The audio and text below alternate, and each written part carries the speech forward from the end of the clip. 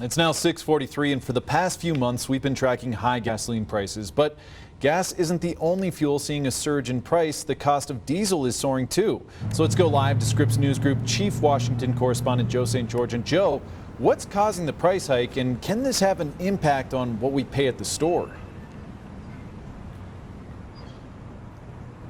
Yeah, let's give diesel some love today, right? Because if you work in agriculture, if you're a farmer, if you're a truck driver, I mean, this is a big story. We focus a lot on the price of regular gasoline. That's what most of us put in our cars. But diesel is what most trucks are powered by. This is the time of year in which agriculture, farmers are using more diesel than any time of the year. I was just looking at the numbers in Colorado. $5.58, almost $5.60 a gallon for diesel right now.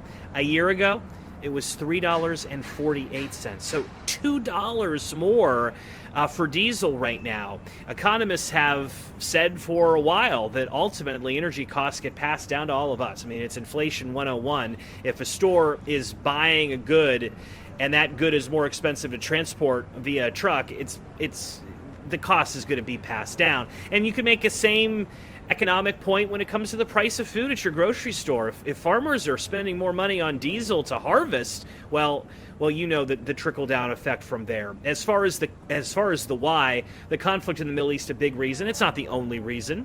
You have conflicts in Eastern Europe. Don't forget about Ukraine and Russia, where serious fighting has occurred.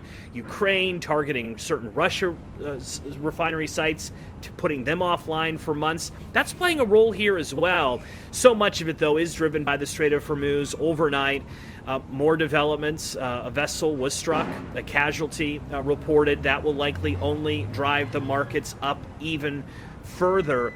If it feels like the story with Iran's been stuck in neutral for a bit, you'd be right. I mean, Iran's declaring victory. They say they have control over the strait. In fact, they're demanding new control over the strait that they didn't have before the war even began. Meanwhile, President Trump saying the exact opposite, believing the U.S. blockade is ironclad, and he is even floating the idea of declaring the Strait of Hormuz U.S. territory. So the he said, she said, he said continues as we wait for the true impact on the global economy, guys. That's a lot of back and forth. And Joe, the National Trust for Historic Preservation has until noon today to respond to President Donald Trump's demand that the Supreme Court allow construction of the White House ballroom to continue.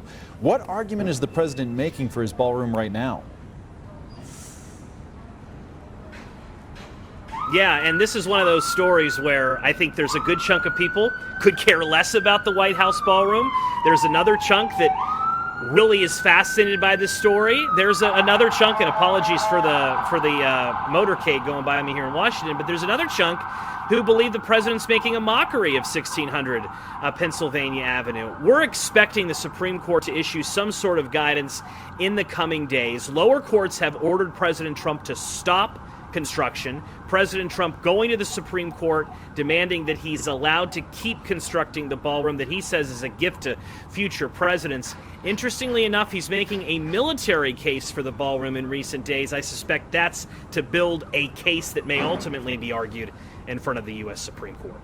As always, we appreciate it. Joe St. Live in